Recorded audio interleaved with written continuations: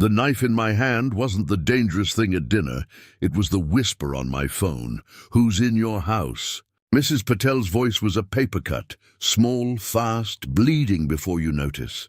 It was Sunday, December 14th, in Naperville, Illinois, the kind of cold that keeps the porch light honest. I was at my daughter Hannah's townhouse, 3 miles away, carving roast. Trying to pretend my first Christmas as a widower didn't hum like a refrigerator in the next room. Before I even stood up, I could see it in my mind, my porch light flicking on, and 2 silhouettes moving like they'd practiced. "Mark," Hannah said, eyes on the knife, then on me. "Dad." I swallowed the churn, put the knife down so carefully the fork stopped vibrating. "Mrs. Patel says someone's inside." I tapped the doorbell app with a thumb that suddenly felt 30 years older. Her frame froze. Hooded figure, gloved hands. The kind of confidence you only carry when you think you belong. Before we continue, please subscribe to the channel and tell us where you're listening from, because what happened next is why I keep every receipt and why I don't leave house keys in places thieves would approve of. I told Hannah, "Stay with the kids. I'll call 911 from the car." She reached for my sleeve, then let go. The townhouse door pulled a draft across my ankles, like a reminder that some families close behind you and some blow cold. Route 59 was a ribbon of salt and gray. I gave the dispatcher my address and the detail that mattered most. No forced entry last time I checked. "Whoever's inside has a key." The cruisers beat me to my block, red and blue washing over the snow. Senior officer took one look at my phone and said, "We'll sweep." The house smelled like December and somebody else's cologne I didn't buy. The officers moved room to room, calm, professional, talking to each other in clipped commas. In my kitchen trash, a crumpled contractor estimate, emergency roof repair, $2,800, dated December 10th, paid cash. I haven't had a leaky roof in 10 years. The paper was still warm from the anxiety in my hand. My file drawer in the office hung open, like a mouth that had lost the word no.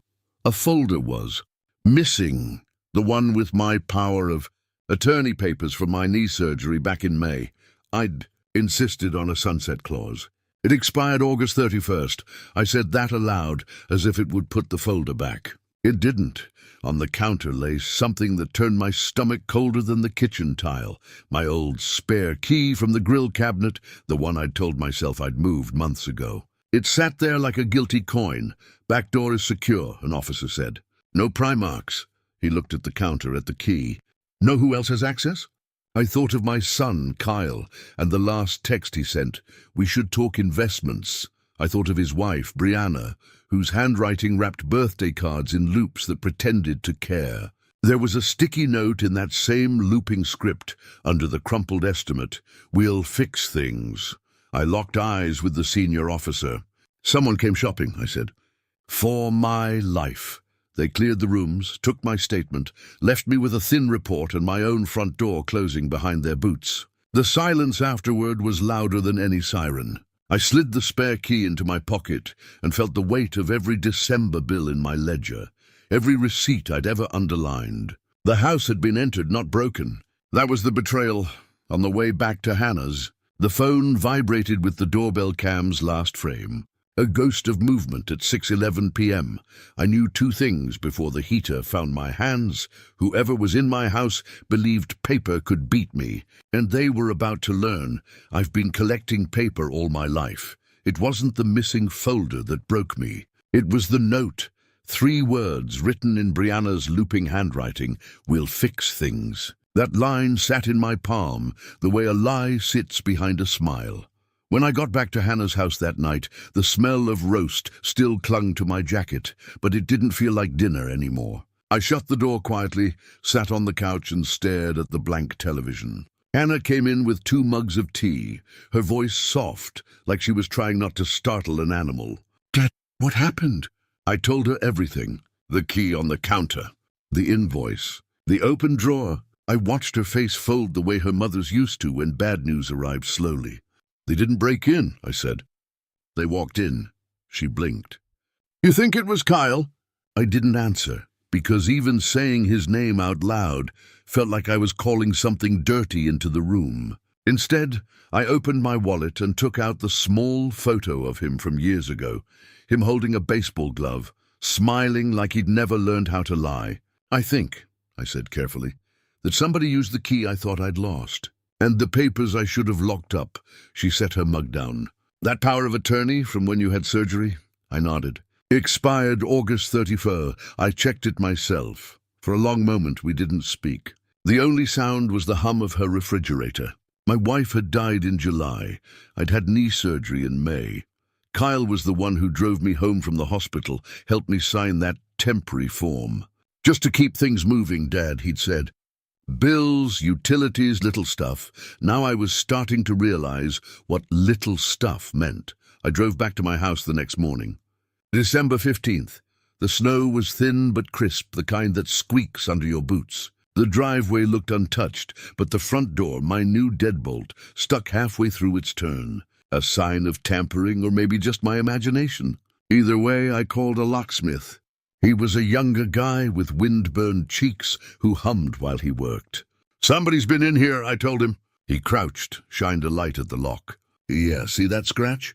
Someone tried to pick it, but they didn't finish the job. Probably didn't have the right rake tool." The words hit harder than I expected. I asked him to replace the lock, $389 cash, and took his receipt underlining the date. My ledger was open on the table before he even packed up his drill. That night, I sat in my living room surrounded by the smell of fresh brass and cold air. Every noise made me flinch. I opened my desk drawers one by one. Bills, warranty papers, my wife's hospital forms, all there. But the POA copy was gone, along with a flash drive I'd kept labeled Home Docs. When I turned on my phone, there were no new messages from Kyle. Just an old one from 3 months ago. "We should talk about refinancing the place. It's dumb to let the equity sit there." Equity. That was his word for the house his mother had loved more than anything. The house we'd built one receipt at a time. I took out my ledger, the same one I'd started the year I retired. I wrote in the margin, December 15th, house entered. Locks changed. Missing, POA folder, flash drive, peace of mind. Then I sat there staring at the numbers, the bills that made sense. The mortgage line that said paid in full. 2004. I remembered my wife sitting right where I was now, saying, "Promise me this house stays in the family." And I had promised, but now the family was trying to take it. At 11:47 p.m., Hannah texted me, "You okay, Dad?" I typed back, "No, but I will be." I made coffee, black and bitter, and walked through the house one more time. Every door locked, every curtain drawn. The house didn't feel like mine anymore. It felt like a crime scene that was still waiting for the confession. I placed the spare key on the table and stared at it until the room blurred. Whoever walked into my house had done it with confidence, because they thought they owned a piece of me. They didn't know I kept better records than God. Tomorrow, I'd stop mourning and start counting, because grief was getting me nowhere, but math leaves footprints. If they were going to steal my life on paper, I'd make paper the trap. December 16th started grey and still. I made black coffee and opened my ledger, the same one Kyle used to tease me about, saying I treated life like an audit. I scanned every entry for December line by line, until my pen stopped at the 2,800 invoice I'd found in the trash. The company name, Franklin Home Repair, was stamped across the top in a fading blue ink. A phone number below it I dialed. "Franklin Repairs." A man answered, chewing gum. "Yeah," I said, disguising my voice with a hint of age and confusion. "I'm calling about a roof leak." "Same neighborhood as before." He hesitated, then said, "Oh, same as last time." "Right," I replied softly, pen poised. "Same house," he chuckled. "That lady said it was urgent. Cash job, no paperwork. You want me to come by again?" "Lady Cash, urgent." I wrote it all down, the way a man records scripture. Then I said, "Let me check with my wife," and hung up. The silence that followed wasn't empty, it was electric. They hadn't just wandered into my house. They'd already been doing business in my name.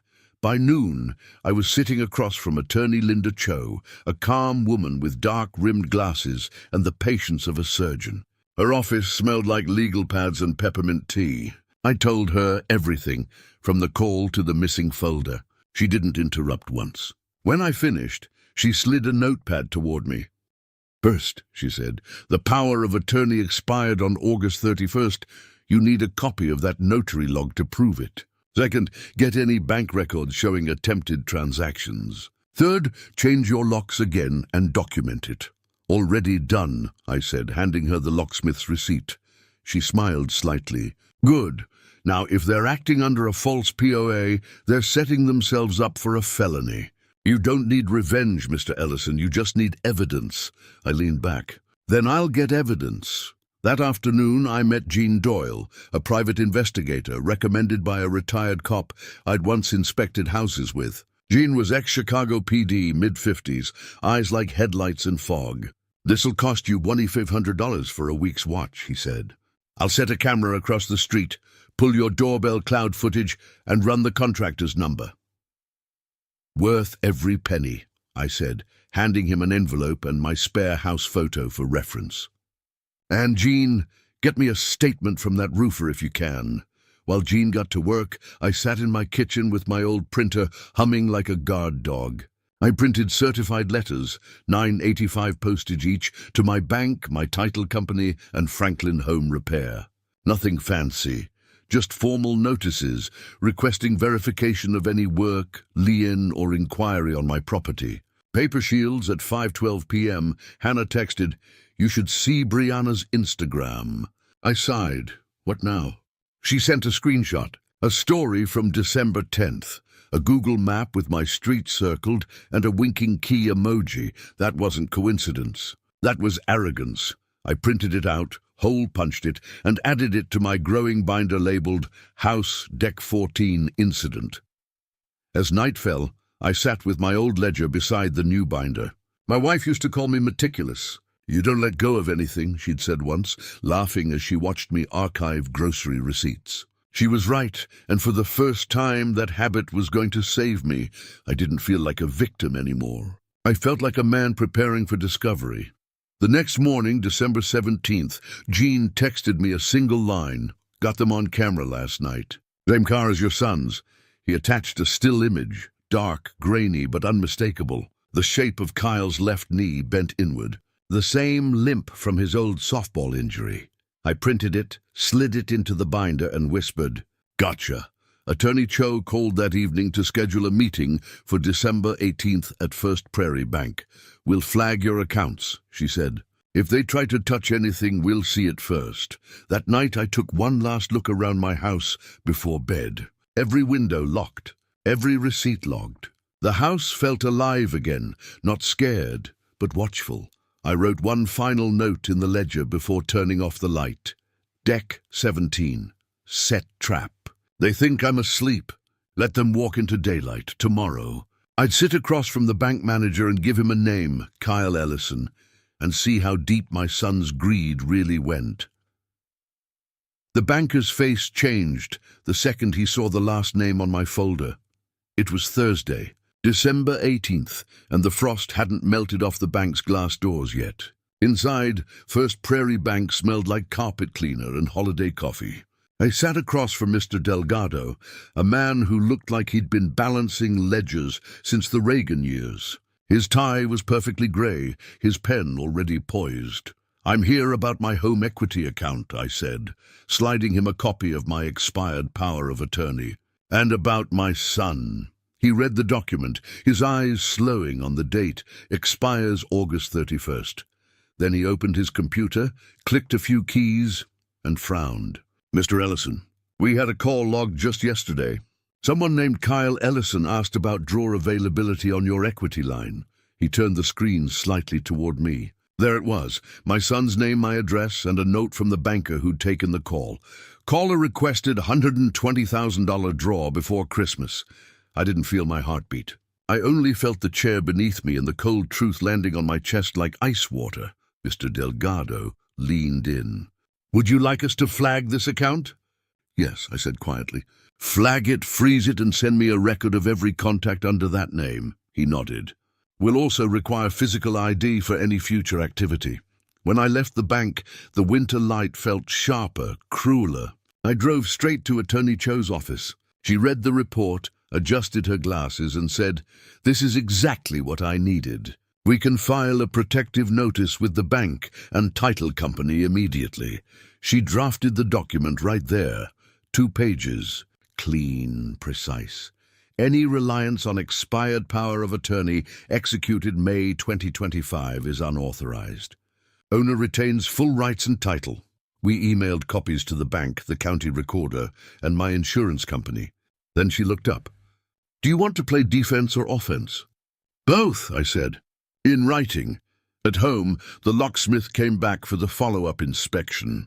He handed me photos of tiny scrape marks around the old deadbolt, evidence of a failed picking attempt. I stapled the pictures to his receipt and labeled it lock tampering, deck 18. That evening, my private investigator, Jean, called. "Got something, Mark. The contractor, Frank, says he was paid cash by a woman matching Brianna's description.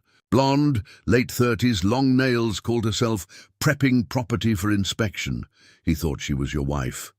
"Did he keep any texts?" I asked. "He did," Jean said. "I took photos. The messages start on December 10th and end on the 14th, the night of the break-in. Pickup was supposed to be that night. She even mentioned Dad's house in one text. I gripped the phone tighter. "You can send those to my lawyer, right?" "Already did." "And Mark—" Jean paused. "This isn't sloppy theft. It's a plan. They're trying to liquidate you before New Year's." I laughed bitterly. They picked the wrong accountant. When we hung up, I sat in silence for a long time, letting the anger settle into something cleaner, resolve. I went to my office, turned on my printer again, and made copies of everything: bank report, POA, contractor statement, locksmith photos. Then I started a new section in my binder labeled Evidence, Deck 1819. Before sealing the folder, I whispered into the quiet room, "Before we continue, please subscribe to the channel and tell us where you're listening from, because what comes next is the part most people never see." The paperwork fights back. By midnight, I drafted a checklist for the next phase. File emergency injunction. Draft with Attorney Cho. Serve notice to Kyle and Brianna through their lawyer. Let them try to use that. Expired POA in writing. The trap was almost ready. The next morning, December 19th, I took my coffee to the window and watched the sunlight crawl across the snow-covered porch. My neighbor, Mrs. Patel, waved from her driveway. She mouthed, "Everything okay?" I smiled faintly. Getting there, I wasn't just defending my home anymore. I was building a paper fortress they couldn't climb. If they wanted to weaponize signatures, I'd use signatures to bury them, and all I needed now was for them to take the bait. The text arrived at 9:14 a.m. sharp. "We'll need Dad's signature, unless we use the other option." It was sent to the family group chat. Hannah wasn't even supposed to see it, but one of my cousins still had her number from a Thanksgiving thread and forwarded the screenshot. Brianna's name sat at the top, the message glowing like a threat wrapped in manners. I stared at the words until they blurred. Other option. What other option? By noon, I had my answer. Mr. Delgado called from the bank. His tone was brisk, professional, but underneath it a note of worry. "Mr. Ellison," he said, "we had another inquiry on your account this morning. A pre-approval checklist was pulled for a home equity draw. Amount requested, $120,000. The caller referenced your date of birth and property address." I pinched the bridge of my nose. "Who was the caller?" He hesitated. "Same name, Kyle Ellison. I wrote the number $120,000 in my ledger. Then I underlined it 3 times. That evening, I drove to Attorney Cho's office. The snow was thick on Ogden Avenue, traffic crawling like the world was warning me to slow down. Inside, she'd already printed a motion, temporary restraining order, pre-filled with dates and exhibits. She flipped through the binder I'd built. Locksmith photos, contractor affidavit, bank logs, screenshots, and the doorbell cam still of Kyle's left knee bending on the porch. "You've done half my job for me," she said. "Then do the other half," I replied. "We'll file first thing tomorrow," she said. "Hearing date, December 26th. It'll stick like glue. Jean called while I was still in the office. Caught her, he said. Brianna met the contractor again, same guy, Frank, parking lot behind a paint supply store. She handed him an envelope. Cash? Looked like it. I got photos of the bills before he pocketed them, serials ending in 9803. Frank's willing to testify if it keeps him out of trouble. I thanked him, hung up, and sat in my car a long time before driving home. My headlights washed over the front door, new brass deadbolt gleaming under the porch light. The house looked peaceful, but I'd stopped trusting peace. Inside, I made a pot of coffee and sat at my kitchen table.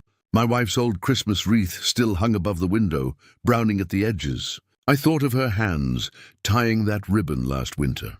She would have known exactly what to say. Don't let them touch the house. I whispered it aloud. I'm not leaving. At 8:37 p.m., Hannah called. Dad, you're scaring me. You haven't slept. I'll sleep when the locks mean something again, I said. I printed out the court form you sent. It looks solid. It'll look better once the judge signs it. Before hanging up, she said softly, Mom would have been proud of how you're handling this. Handling it? I said. No, I'm just collecting proof. The next morning, December 20th, the certified letters went out, one to Kyle and Brianna's apartment, another to their lawyer.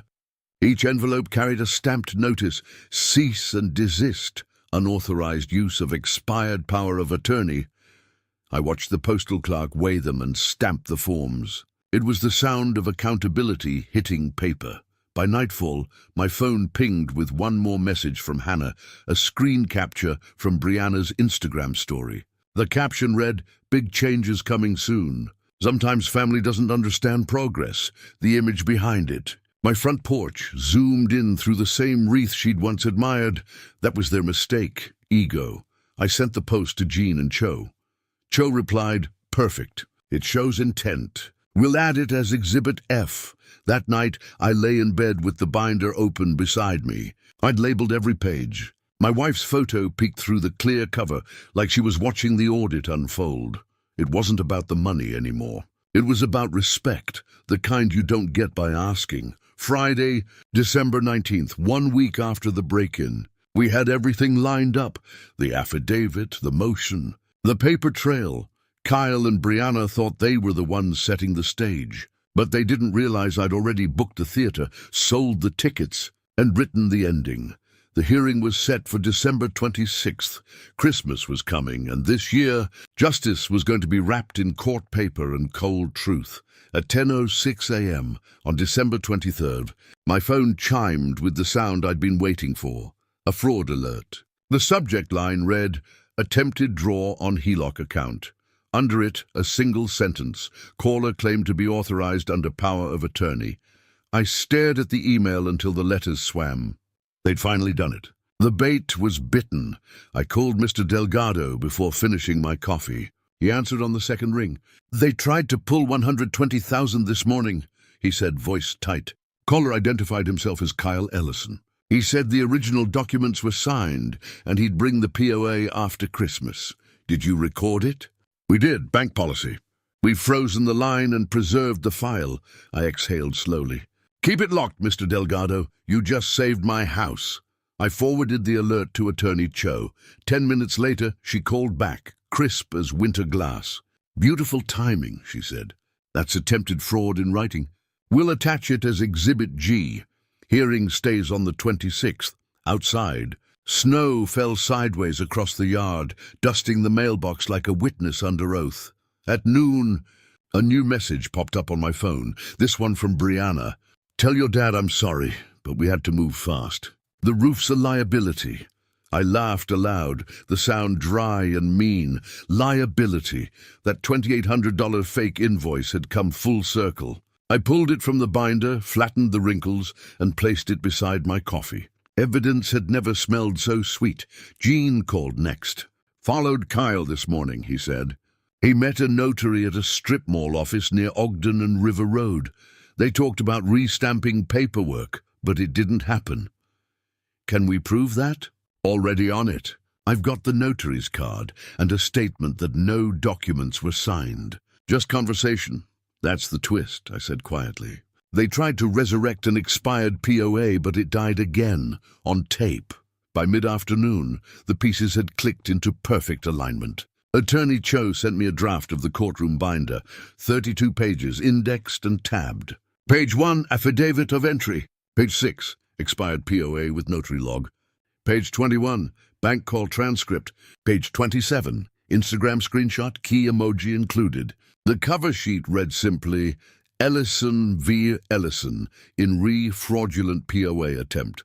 I spent Christmas Eve at Hannah's house.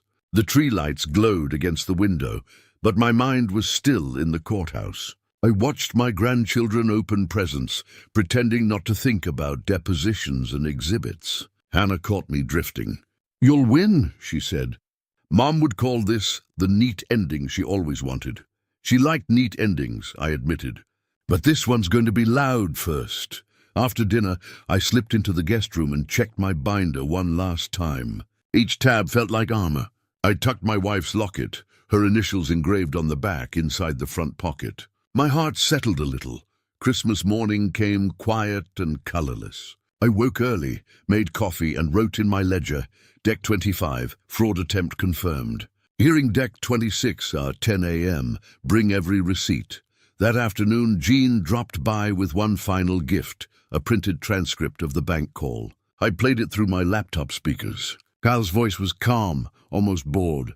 Yes, this is Kyle Ellison. I'm acting under power of attorney for my father, Mark Ellison.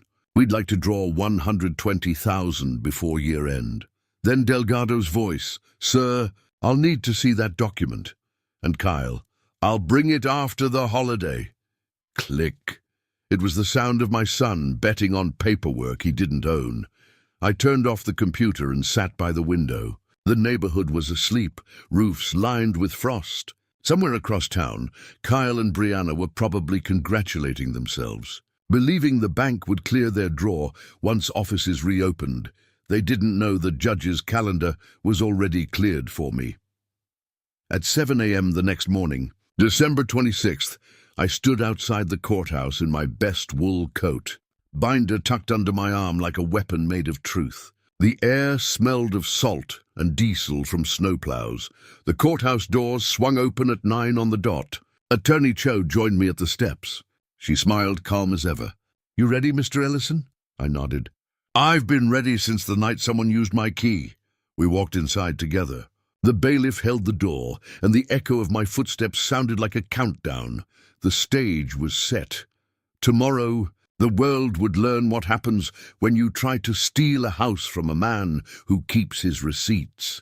The courtroom felt colder than the street outside. It was December 26th, 10:02 a.m., the day after Christmas. The courthouse was nearly empty, half the clerks still on holiday leave. But for me, this was Christmas morning all over again, only this time the gift came wrapped in subpoenas and affidavits. The clerk called the case Ellison versus Ellison. The words clanged like iron in my chest. I took a seat beside Attorney Cho at the petitioner's table, my binder upright in front of me, the locket tucked inside its pocket like a quiet witness. Across the aisle, Kyle and Brianna looked smaller than I remembered. Kyle had traded his easy grin for a jaw set too tight. Brianna wore a blazer, a little too white for winter, her fingers twitching around a phone she couldn't use here. Their lawyer, a polished man with a red tie, shuffled papers without looking at me. The bailiff announced, "All rise," and Judge Ramirez entered, a man who looked like he'd seen enough family feuds to fill a library. He nodded once and sat. "Let's make this quick," he said. "What are we here for?" Attorney Cho stood. "Your Honor, we're here for a temporary restraining order to prevent unauthorized financial activity using an expired power of attorney. The respondents attempted to access the petitioner's home equity line on December 23rd, claiming authority under an instrument that expired August 31st. Ramirez raised an eyebrow. "Expired?" "Yes, Your Honor, Exhibit B." She handed him the notarized copy, the expiration date clear as daylight. He scanned it, then looked up. "And who attempted the access?" "The petitioner's son, Kyle Ellison." Kyle's lawyer rose smoothly. "Your Honor, my client acted in good faith. He believed his father needed assistance managing his property and finances following a recent surgery. There was no criminal intent, only a misunderstanding within the family. Misunderstanding? I said, standing before Cho could stop me. Your Honor, I can show you exactly what kind of misunderstanding it was. Ramirez gestured. Go ahead, Mr. Ellison, briefly. I walked to the evidence table, opened my binder, and slid out the first page. This is my ledger, I said. It shows every payment, every bill, every receipt I've written since 1998. That house was paid off in 2004. There's no mortgage. The only thing left to manage was my peace of mind. Page by page, I laid them out. The contractor invoice dated December 10th, marked cash. The locksmith's photo of pick scratches on my old deadbolt. The screenshot of Brianna's Instagram post circling my street with a key emoji. The bank transcript from December 23rd, Kyle's voice confirming the attempted draw for $120,000. Cho followed behind me, stacking each document neatly on the judge's bench. All exhibits authenticated, Your Honor. Ramirez flipped through the pages, his frown deepening. Mr. Ellison, he said to Kyle, why were you in your father's house on December 14th? Kyle stammered. I was checking the roof. There was a leak. No, there wasn't, I said. I've lived there 30 years. The roof hasn't leaked since '09, and I fixed that myself. The only thing leaking that night was trust. Ramirez turned to Brianna. And you, Mrs. Ellison, why did your phone's location show your presence at the property the same evening? She blinked rapidly, glancing at her lawyer. We were just prepping it for appraisal. We wanted to help Dad see how much equity he had. Ramirez leaned forward. You were appraising property that isn't yours. The room went quiet.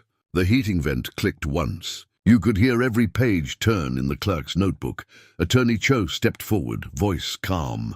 Your Honor, the petitioner's neighbor, Mrs. Patel, saw two individuals entering the property that night with a key. She later identified both respondents. We have her signed affidavit here, along with the doorbell footage, time-stamped 6:11 p.m. She played the short clip on her tablet, the grainy video of two hooded figures stepping confidently through my front door. Kyle dropped his gaze. Brianna whispered something I couldn't hear. Then Cho called Gene Doyle, my private investigator. Gene's boots echoed across the tile as he took the stand. I spoke with the contractor who issued that $2,800 invoice, he testified. He confirmed a woman fitting Mrs. Ellison's description hired him in cash, saying she was prepping the home for inspection. I also obtained photos of her handing him an envelope of bills, matching that payment. Cho asked, did the contractor believe he was working for the homeowner? Yes, ma'am. He thought the man was incapacitated. Gasps rippled through the gallery. Next came Mr. Delgado from the bank. He confirmed the December 23rd call, the attempted draw, and the freeze order that stopped it. When Cho asked how he verified the caller, Delgado said he identified himself as Kyle Ellison, son of the account holder, and cited a power of attorney. We later discovered it had expired. Finally, Cho presented the transcript of that very call. The judge read silently for a moment, then looked up at Kyle. Son, you have any explanation for this? Kyle's lawyer started to speak, but Ramirez held up a hand. Not you, him! Kyle's throat bobbed. I thought I was helping, he muttered. Dad doesn't. He doesn't keep up with things the way he used to. I stared at him. You mean I don't roll over for greed the way you do? Ramirez banged the gavel once. Enough. He turned to Brianna. And your listing post on social media? The one showing your father-in-law's porch with a key emoji. What was that? She forced a smile. It was aspirational content. For engagement. The judge's eyebrows lifted. Engagement, he repeated flatly. Noted. He set the binder down, clasped his hands, and spoke into the hush. Here's my ruling. The court grants the temporary restraining order effective immediately. Respondents are prohibited from accessing or encumbering the petitioner's property in any way. All accounts and documents remain under the petitioner's sole control. Any further action will result in referral for criminal fraud investigation. The gavel fell. The sound cracked through the room like thunder on glass. Across the aisle, Kyle's shoulders slumped. Brianna's jaw tightened. Their lawyer whispered something about appeals, but they weren't listening. I didn't look at them when I left the table. I looked at the judge and said, "Thank you, Your Honor." Outside, the hallway smelled of old wood and dust. I could finally breathe. Attorney Cho handed me the signed copy of the TRO, the ink still wet. "You did well," she said. "I didn't do it alone," I replied, sliding the document into my binder. Paperwork did. As we stepped into the winter light, snowflakes drifted like confetti over the courthouse steps. For the first time in weeks, I felt the cold without fear. Behind me, the doors closed with a sound I'll never forget, a lock clicking home. By Monday, December 29th, the phone calls had stopped, but not for me. Kyle and Brianna's lines went dark, their voicemail boxes full. My phone, on the other hand, wouldn't stop buzzing. The bank wanted follow-up statements, the investigator wanted to deliver affidavits, and the courthouse clerk emailed copies of the signed injunction like it was a Christmas card. The victory felt heavy, not sweet. I'd won, yes, but winning against your own blood isn't something you celebrate with champagne. You mark it quietly, with paperwork and a long walk through the cold. The first call came from Mr. Delgado. "Mr. Ellison, I wanted to let you know the HELOC drawer has been officially blocked.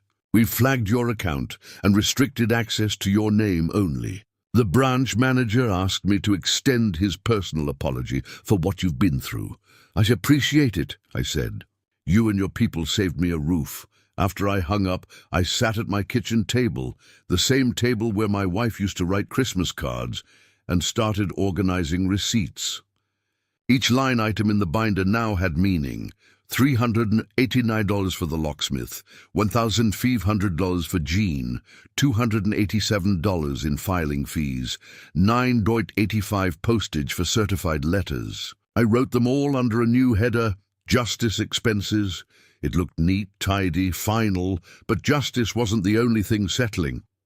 That afternoon, Jean called again. "Frank, the contractor, came by my office. He's scared.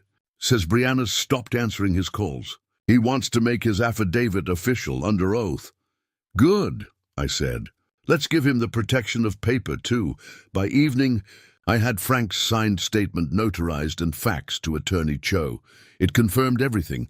Brianna paid in cash, directed the work, used my address, and claimed I was unavailable due to health. The next day, Hannah forwarded me screenshots from a family group chat I hadn't been part of in months. Brianna was spinning, calling it a misunderstanding, blaming clerical confusion. Kyle's messages came slower, angrier. "Dad's making this worse." I didn't reply. I didn't have to. Jean called again 2 days later. "You might want to sit down for this." Their landlord posted a 5-day notice on their door. Word is, they lost the deposit on a flip house. Someone pulled out when the bank flagged the fraud alert. I closed my eyes, not in joy, but in understanding. That's how greed works. It eats its own. Attorney Cho filed for the permanent injunction right after. She told me, "The court's moving fast. They want this finalized before year-end. We'll seek cost reimbursement and possibly a civil penalty for emotional distress." Emotional distress, I repeated, chuckling. Feels more like emotional bookkeeping. That night I sat by the living room window, ledger open, pen balanced in hand. Outside the snow was falling soft and slow. Inside the house was silent, no locks being tested, no shadows behind curtains, no ghosts of betrayal. Just me, my coffee, and the sound of a furnace that still worked because I'd kept the receipts. I wrote in my ledger, Deck 29. Fraud stopped. Bank secured. Court date pending. House still mine. At 8:42 p.m., my phone buzzed again. A text from an unknown number. "You'll regret making this public." No name, but I didn't need one. I took a screenshot, printed it, and slid it into the binder under a new tab. Threats, miscellaneous. I didn't reply. Silence is the last weapon left to honest men.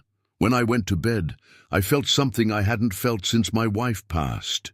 Peace. Not joy, not victory, just a kind of stillness that meant the storm had spent itself. The following morning, The bank emailed a confirmation, title flagged, do not proceed without owner in person. I smiled. I'd gotten my wish. My name was once again the only one tied to my home. Hearing for the permanent injunction was set for December 31st, the last day of the year, a fitting end to the story. I poured myself another cup of coffee, leaned back in my chair and whispered to the empty kitchen, this house doesn't just stand on bricks, it stands on proof. This time, the silence wasn't empty. It was earned. New Year's Eve morning broke sharp and silver over Naperville, the kind of cold that makes even sunlight feel like steel. I was up before dawn, ironing my one good shirt, the same one I'd worn to my wife's memorial. Funny thing, justice has its own dress code. When I walked into the courthouse at 9:45 a.m., I wasn't nervous anymore. I'd already done the math, tallied every betrayal, and filed every emotion into neat rows of proof. All that was left was the verdict. Judge Ramirez took the bench right on time. His robe looked heavier than it had last week, like he'd carried too many family feuds through the holidays. He glanced over the docket and said, let's close out this year with something clean. Attorney Cho rose beside me, composed as ever. Across the aisle, Kyle and Brianna sat smaller than before. No smiles, no phones, no confidence. The red-tie lawyer had been replaced by someone younger, hungrier, and visibly unsure. Your Honor, Cho began, we're here on our motion for a permanent injunction and reimbursement of costs associated with an attempted fraudulent use of an expired power of attorney. Ramirez nodded, flipping to the bank transcript. I remember. December 23rd. Attempted draw, $120,000. He looked straight at Kyle. Mr. Ellison, did you, or did you not, attempt to initiate that draw? Kyle's voice barely reached the bench. I made an inquiry. An inquiry? The judge said. Your own voice on the transcript says draw. Brianna reached for Kyle's arm, whispering something too low to hear. The judge cut her off with a glance. Mrs. Ellison, you're named as a co-respondent. Anything you'd like to add? She straightened her blazer, chin trembling. We just wanted to secure the property. Dad wasn't managing things well. Ramirez raised an eyebrow. You mean the father who filed every tax return on time and who itemized his attorney's fees to the cent? He tapped my binder. This man could teach the county clerk about record-keeping. A few people in the back chuckled. The judge shuffled the papers again, then spoke slowly. Clearly, this court finds that the respondents knowingly attempted to use an expired power of attorney to encumber the petitioner's property. The motion for permanent injunction is hereby granted. Respondents are barred from any financial dealings related to the property at 1048 Maple Grove Lane. Costs and fees in the amount of $2,185 are awarded to the petitioner. He looked up again. And one more thing. This matter will be referred to the state's attorney for review of potential elder financial abuse. Brianna gasped. Kyle's face drained white. The new lawyer started to object, but the judge waved him off. Sit down, counselor. You can appeal in another year. This family needs distance, not dialogue. The gavel came down once hard. The echo filled the courtroom like thunder trapped in a bottle. When it was over, I gathered my papers quietly. Joe whispered, Congratulations, Mr. Ellison. I shook my head. It's not a win. It's a correction. Outside, frost glittered on the courthouse steps. Hannah was waiting, bundled in her coat. She hugged me tight. It's over, she said. Almost, I replied. There's one more thing to fix.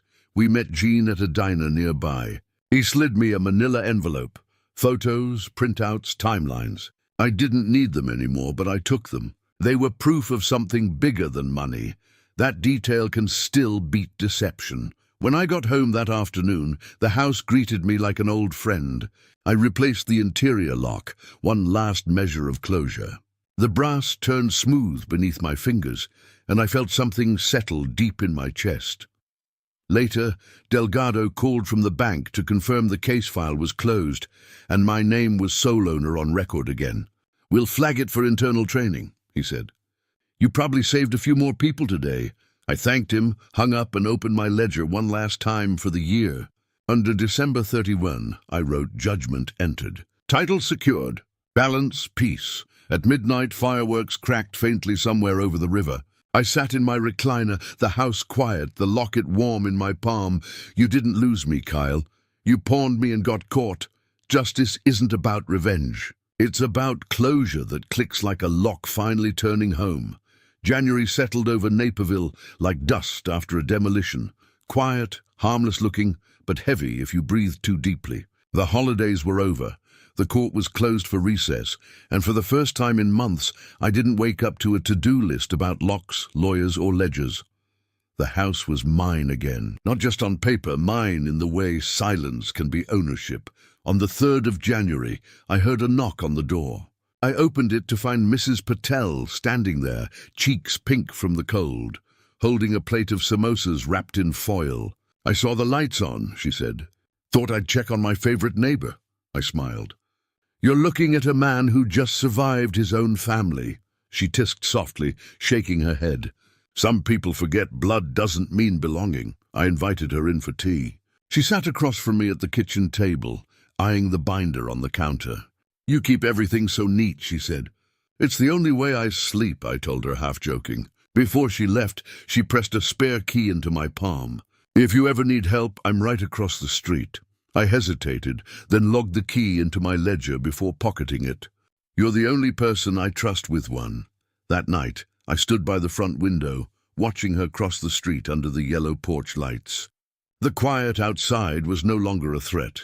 It was proof that no one was coming back. Over the next week, life began returning to ordinary. Jean sent one last envelope of photos, morning shots of my house from across the road, time-stamped but uneventful. His note was simple. All clear. Attorney Cho emailed a follow-up checklist titled Homeowner Safeguards for Seniors. It included things like add expiration clauses to POAs, keep all keys documented, and store important documents in 2 locations. I printed 2 copies, one for my records, one for Hannah's fridge. A few days later, I met Mr. Delgado for coffee at the bank cafe. He was friendlier without the desk between us. "You know," he said, stirring his cup, "what you did, it's going to help us spot a lot of future scams. People don't realize how easy it is for family to turn financial. Family's just another variable in an equation," I said. "But numbers don't lie," he chuckled. "Still keeping your ledger? Every day. Good. Paper remembers what people forget." Back home, I found a message waiting on my phone. It was from Kyle, 2 words, "Can we talk?" I stared at it for a long time. Once upon a time, that question would have broken me. Now it just felt like noise. I deleted it without replying. Hannah called later that evening. "Did he reach out?" "He did." "And?" "I let silence do the talking," she exhaled. "That's probably best." The following Sunday, I went through every file one last time. Court orders, affidavits, receipts, all in order. At the end of the binder, I inserted one last page, a single line written in blue ink, "Kept the house." I set the binder on the bookshelf beside my wife's old cookbooks. She used to say, "Everything worth keeping should be where you can find it." Now it was. The next morning, sunlight spilled through the front windows, landing across the clean kitchen counter. The air smelled faintly of cardamom from Mrs. Patel's tea. I walked through each room, bedroom, office, living room, touching the walls lightly, like a man reacquainting himself with something sacred. Peace doesn't announce itself. It just shows up one day, sits down in the chair across from you and says, "You can rest now." I closed the last ledger of the year and whispered, "The house is mine." No sirens, no signatures, no noise.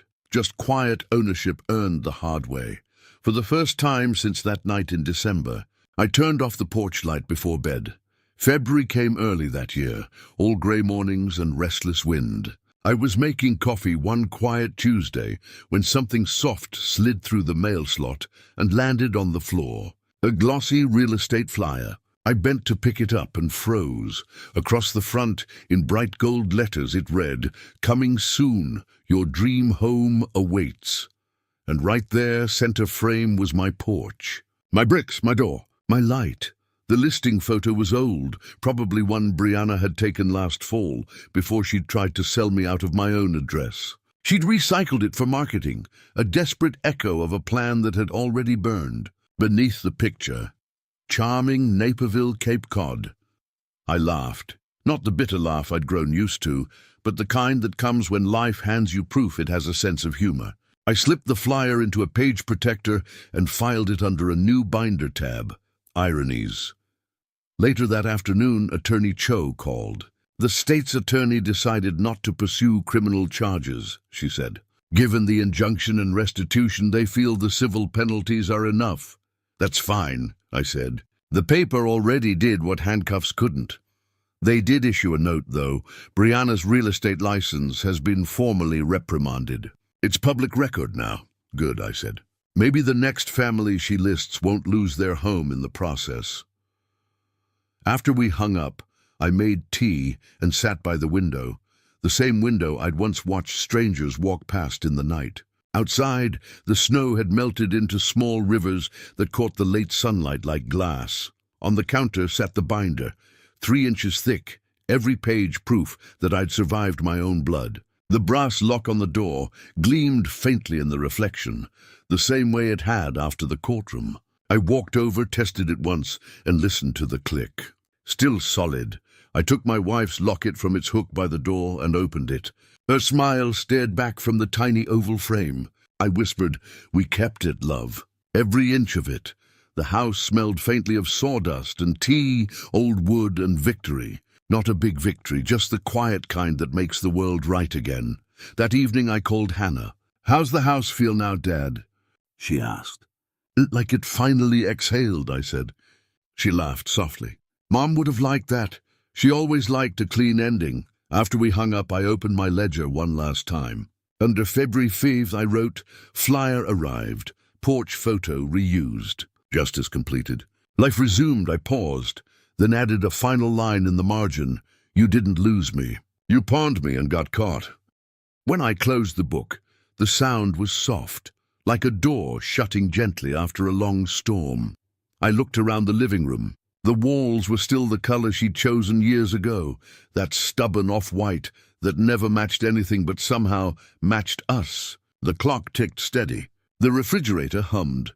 Everything ordinary felt precious. Before turning in, I stepped out onto the porch. The air was cold, clean. Across the street, Mrs. Patel waved from her doorway, mug in hand. I waved back, smiling. The night was perfectly still. No trespassers, no ghosts. Just the sound of my own keys in my pocket and the comfort of knowing every lock answered to me alone. If you're listening from your own kitchen table tonight, counting your own receipts, remember this: revenge doesn't have to roar. Sometimes it's just a binder of proof, a brass lock that clicks, and a man who learns that peace is quieter than anger. That's how I got my house back, and myself with it.